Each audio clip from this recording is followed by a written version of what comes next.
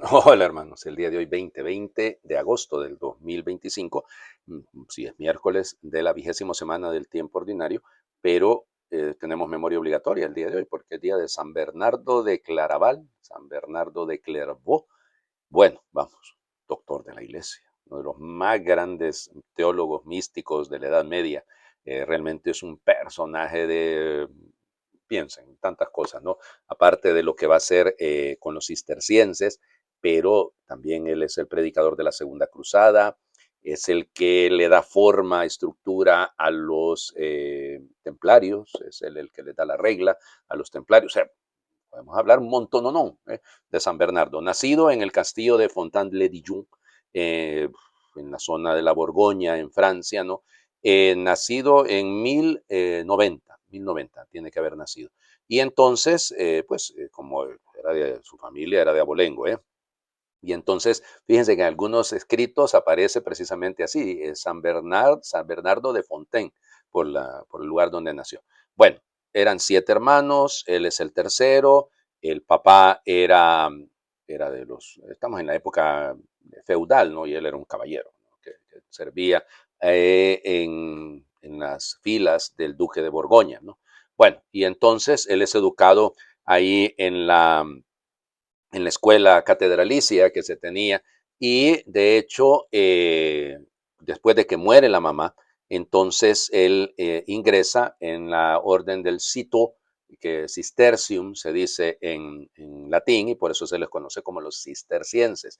Este convento, este monasterio lo había fundado Roberto de Molens, que siguiendo la regla de San Benito, solamente que eran muy rigurosos y eso lógico hacía que tuvieran pocos miembros, ¿no? Y entonces, de hecho el monasterio de Citeaux, del Cister, quedaba bastante cerca de la casa de donde él era originario, entonces por eso se dedica a los 23 años, fíjense usted, ya 23 años, ingresa como novicio, pero cuando llegó dicen que tocó la puerta, tenían años de no recibir ningún novicio y entonces pues, no tienen vocación, no, ya regreso. Y se va el hombre y ahí al mes regresó. Dicen algunos que hasta con 30, entre ellos se contaba un tío, 4 hermanos, bueno, y ya les digo, hasta el papá va a entrar en la orden del Cister. Y entonces era dicen que cuando llegaba a predicar a un pueblo, las mujeres escondían a los novios, porque si no se los llevaba o los hacía que fueran a la cruzada o los terminaba metiendo en un monasterio. En serio, le tenían miedo, le tenían pavor. Bueno, y entonces ya les digo, es un trabajo extraordinario el de él, ¿no? Y conjunto con el hermano. De hecho, fíjense, el hermano Guido, que ese estaba casado, cuidado, y tenía hijos y todo, y al final termina abandonándolo todo y entra en la orden, ya les digo, hasta, es que todos entraron prácticamente, porque entró el hermano menor, entró el papá, ya les comentaba de eso, bueno, insisto, un gran teólogo. También va a fundar el monasterio de Clairvaux, el monasterio de Claraval, se dice en castellano, que es una de las primeras fundaciones propiamente del Cister, o sea, el monasterio citó, es el Cister, el Cistercium, okay, entonces por eso los cistercienses. Entonces, ¿qué ocurre en el mundo benedictino? Igual ocurrirá también con los camaldulenses, con los trapenses y en fin, bueno, que esos monasterios luego van produciendo otros monasterios y están federados, están unidos de tal manera que naciendo del que había fundado el Roberto de Molens, entonces luego nacerá este otro, el de Clairvaux, solo que se lo va a fundar Bernardo y así como les digo, se van llevando. Al final fundó Bernardo cerca de 70 monasterios, 65, 68, algo así, monasterios por toda Europa. Al inicio complicadísimo. Al inicio muy duro, pero realmente místico, qué decir, su devoción a la Virgen Santísima. Acuérdate, oh Virgen María, que jamás se ha oído decir que ninguno que haya acudido a ti, implorando tu clemencia, reclamando tu socorro, haya sido abandonado de ti.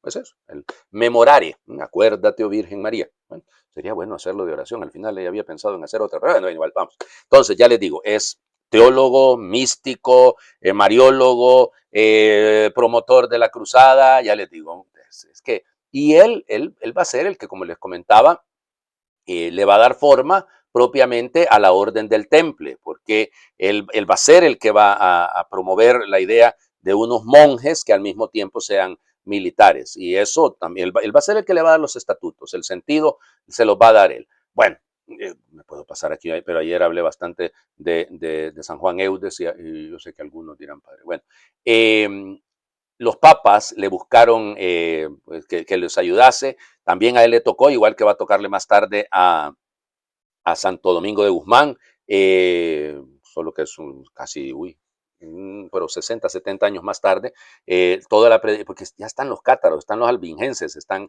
ahí en la zona de Languedoc, en Francia, y él les predica en contra de esa herejía, ¿no? Y esa herejía va a crecer. Por eso luego se va a terminar, a inicios del siglo XIII, se va a terminar declarando una cruzada en contra de esos herejes, ¿no? Bueno, resulta ser que pasa a ser Papa Eugenio III, que Eugenio III originalmente había sido discípulo de Bernardo, de hecho se llamaba Bernardo, se llamaba Bernardo Paganelli, y fue discípulo de Bernardo. Y entonces, ya se imaginarán, pues, desde el momento en el que el que llega a ser discípulo, llega a ser papa, lo pidió para que le acompañase en todo. Y entonces, y a él le va a encomendar, como les digo, también el tema de la predicación de la cruzada. Bueno, en 1153 estaba bastante enfermito. Parece ser que hubo algo que tenía algunos llegan a pensar que incluso era cáncer de estómago. Y bueno, ya les digo, bastante, bastante débil.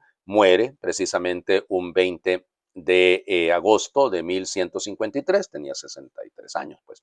Fue beatificado, pues de hecho en esa época todavía no existía, se va dando, se va conformando. Él fue canonizado en 1174 por el Papa Alejandro III y fue declarado doctor de la Iglesia por Pío VIII en 1830. Ya les digo, tipazo, ¿no? Realmente es de los grandes, grandes de la Edad Media.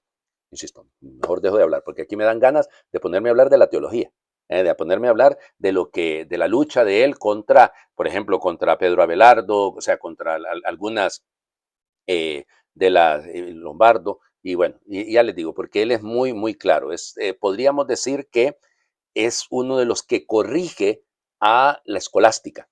¿Sí? Aun y cuando él sigue la línea escolástica de alguna forma, pero siempre pegado más bien a San Agustín, más pegado hacia Platón que hacia Aristóteles, pero igual, pero es un corrector muy, muy agudo, muy, muy agudo. Bueno, vamos a las lecturas del día de hoy. El sarcasmo judío siempre sale a relucir. Jueces, capítulo 9, versículos del 6 al 15. En aquellos días se reunieron todos los hombres de Siquem y toda la familia de Bet Miló. Proclamaron rey Abimelech junto a la encina de la piedra memorial que hay en Siquem. Se lo anunciaron a su hermano Jotam, quien subió a la cumbre del monte Garizim y desde ahí levantó la voz y clamó: escúchenme, hombres de Siquem, y que Dios los escuche a ustedes. Una vez los árboles fueron a buscarse un rey. Le dijeron al olivo: sé nuestro rey. Pero el olivo les respondió: voy a renunciar al aceite que utilizan los dioses y los hombres para ir a presumir por encima de los árboles.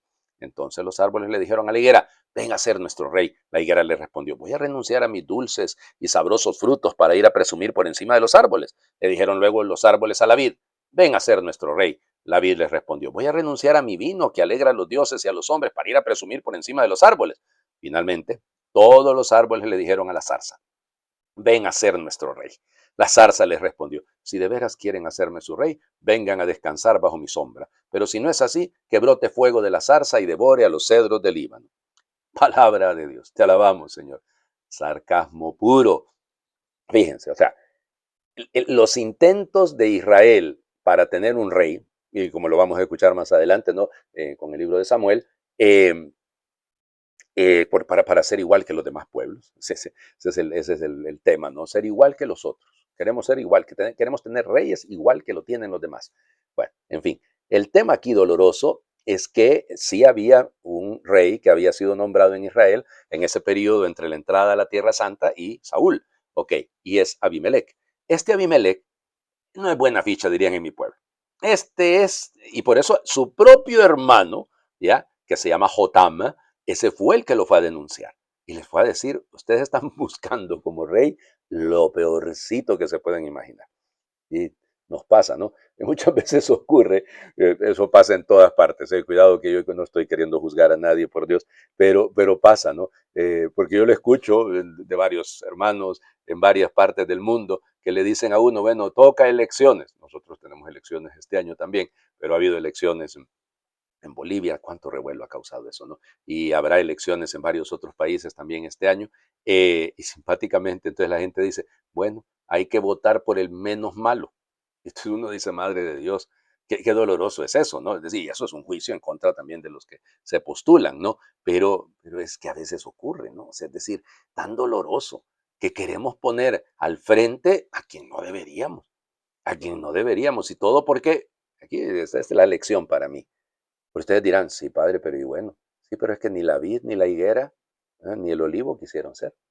Cuidado con esto, cuidado con esto, porque hay algunos que son buenísimos, no me incluyo porque yo no puedo entrar en esa lid, ¿no? Pero para juzgar a los que gobiernan, pero no se atreven a lanzarse para intentarlo. Y de repente podrían ser buenos, pero les da miedo, porque como la política, y así lo dicen, es sucia. No, la política no es sucia. Hay políticos muy, muy sucios y hay políticos buenos, pero lo que pasa es que no se lanzan porque de repente les da miedo. Y hay algunos muy cobardes, ¿no? Hay otros que muy valientemente siguen un proyecto y lo mantienen. Pero es este el tema, ¿no? Hoy en día hay muchas vides y muchos olivares y muchas higueras que bien podrían estar haciendo el bien y no lo quieren hacer. Y no lo quieren hacer, prefieren quedarse con sus frutos. Y claro, el servicio público debería ser eso, un servicio, no para servirse. ¿Ya? Por eso Jotam pone la imagen. Abimelech es como la zarza, vénganse a cobijar bajo mi sombra. Imagínense una zarza dando sombra, imposible. Eso nos pasa también cuando queremos darle a alguien un poder que no debe dársele más que a Dios. Vamos al Evangelio, texto más bello, ¿no? Mateo capítulo 20, versículos del 1 al 16. En aquel tiempo Jesús dijo a sus discípulos esta parábola. El reino de los cielos es semejante a un propietario que al amanecer salió a contratar trabajadores para su viña. Después de quedar con ellos en pagarles un denario por día, los mandó a su viña. Salió otra vez a media mañana y vio a unos que estaban ociosos en la plaza y les dijo, vayan también ustedes a mi viña y les pagaré lo que sea justo. Salió de nuevo a mediodía y a media tarde e hizo lo mismo. Por último, salió también al caer la tarde y encontró todavía otros que estaban en la plaza y les dijo, ¿por qué han estado aquí todo el día sin trabajar? Ellos le respondieron, porque nadie nos ha contratado. Él les dijo, vayan también ustedes a mi viña. Al atardecer, el dueño de la viña le dijo a su administrador, llama a los trabajadores y págales su jornal, comenzando por los últimos hasta que llegues a los primeros. Se acercaron pues los que habían llegado al caer la tarde y recibieron un denario cada uno. Cuando les llegó su turno a los primeros, creyeron que recibirían más, pero también ellos recibieron un denario cada uno. Al recibirlo, comenzaron a reclamarle al propietario, diciéndole, esos que llegaron al último solo trabajaron una hora y sin embargo les pagan lo mismo que a nosotros que soportamos el peso del día y del calor. Pero él respondió a uno de ellos, amigo, yo no te hago ninguna injusticia. ¿Acaso no quedamos en que te pagaría un denario? Toma pues lo tuyo y vete. Yo quiero darle al que llegó al último lo mismo que a ti. ¿Qué no puedo hacer con lo mío lo que yo quiero? ¿O vas a tenerme rencor porque yo soy bueno? De igual manera, los últimos serán los primeros y los primeros los últimos. Palabra del Señor. Gloria a ti, Señor Jesús. Los protoi, los primeros, los protagonistas, de ahí viene la palabra, ¿no? Los escatoi, escatón, acuérdense, la escatología es la ciencia, la rama de la teología que estudia los últimos tiempos. Entonces, los primeros que serán últimos, últimos que serán primeros. Pero que el solo hecho de utilizar como palabra, por decir último, escatoi, es muy interesante porque es lo que mira a la vida eterna, no al final de una jornada de trabajo únicamente, sino al final de todo, al final de la vida. Bueno, vamos por partes. Evidentemente, por Dios, que aquí hay una injusticia. Es una injusticia laboral. ¿Cómo se le ocurre a usted que le va a pagar lo mismo a usted al que se ha pegado una troleada, dirían en mi pueblo, que se ha esforzado y ahí termina dándole usted lo mismo? Claro, hay una injusticia laboral, pero aquí no se trata de la ley del trabajo, sino que se trata de una parábola. Y la parábola está indicando que al final el Señor puede hacer y darle la salvación a quien Él quiere. Recuerden que venimos de escuchar el relato del joven rico, la pregunta de los discípulos, y entonces, ¿quién podrá salvarse? Entonces, de ahí, bueno, el Señor puede perfectamente, eso es lo que Él está diciendo, que el premio es el mismo para todos. Yo no sé si de dónde sacaremos esa locura, ¿no? Discúlpenme, yo lo que quiero es ganarme la vida eterna. Ay, padre, pero a ver si quedamos en una nube más arriba que en una nube más abajo. No sé si me hago entender. No, no, no. Aquí, miren, yo insisto con el tema cada vez que leo este texto, yo digo, hombre, si hacemos el análisis legítimo desde la vida espiritual, no me viene aquí, tendría que decir, gracias Señor, porque me llamaste desde la primera hora. Sí, es cierto que ha sido pesado, que ha sido cansador, que a ratos da ganas de tirar la toalla, pero no, porque yo he estado contigo, Señor, o sea, he estado trabajando en tu viña. Ya, bendito sea que lleguen unos al final, que echen una buena y que se pongan a trabajar también, aunque lleguen una hora, pero que pongan ganas, que le echen ganas. Sí, pero aquí el tema es otro, ¿no? El Señor nos está educando también para que Él sale a buscar. Él constantemente y viene a buscarnos a la primera, a la media o a la última hora. El tema es que entremos al cielo. El tema es que no ganemos el denario. El tema es que lo dejemos ser Dios. Porque nuestros juicios humanos, nuestras medidas humanas, claro que se quejan, rechinan un poco, pero hay que dejar a Dios ser Dios. De eso se trata. Y si Él lo que nos quiere regalar es su vida eterna, quedémonos con la vida eterna. Les decía que podríamos hacer el memorario, no, pero yo seguramente muchos de ustedes lo hacen también por su cuenta. Él se acuerda, tu Virgen María. Hagamos esta oración del Padre José María Rodríguez. Curiosa forma de pagarnos. Me descolocaba tu justicia extraña, esa forma de medir que olvidaba las horas trabajadas. Me enfadaba con los que hicieron menos, creyeron menos, sacrificaron menos, y me indignaba contigo que parecías no ver nada. Intentaba negociar mejor paga, algún reconocimiento, una que otra medalla. Me dolía lo injusto de tu salario. Me extrañaba lo ilógico de tus premios. Me mordía reivindicación y envidia. La suerte de los jornaleros de la última hora. Hasta el día en que yo fui el último, el más soquete, el más frágil, el más malo, el más amado. Y empecé a entender. Amén. Quedaba bien, ¿no? El Señor esté con ustedes y les bendiga a Dios por intercesión de San Bernardo de Claraval, el que es Padre, Hijo y Espíritu Santo, y su bendición descienda, les acompañe siempre. Muy feliz miércoles para todos.